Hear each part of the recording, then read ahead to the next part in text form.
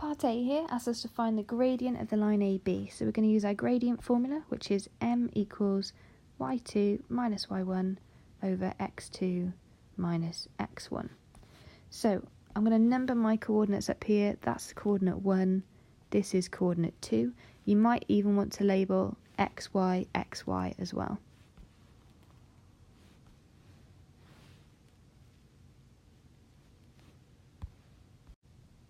Right, so now we've got that, we'll sub the numbers in. So y2 is 9, y1 is 4, x2 is 10, and x1 is 0.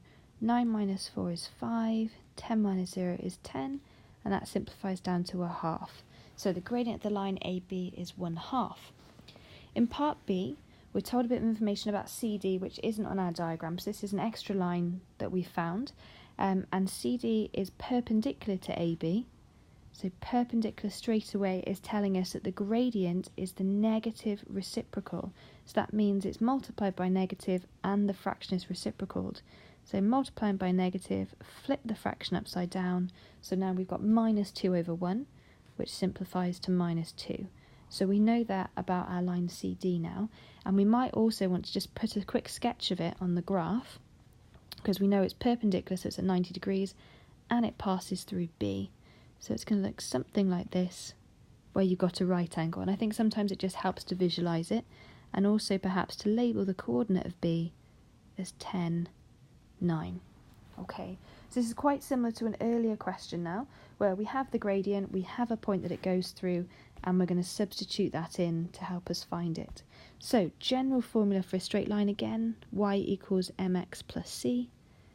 And because we've worked out the gradient, we now know that y is minus 2x plus c. We know it goes through point B, so we're going to sub in 10, 9. Obviously 10 is the x-coordinate, 9 is the y-coordinate. So we get 9 is minus 2 times 10 plus c. 9 therefore is minus 20 plus c. And then if we add 20, we get 29 is c. So we've got that information, and we can say, therefore, y is minus 2x plus the 29 that we just calculated.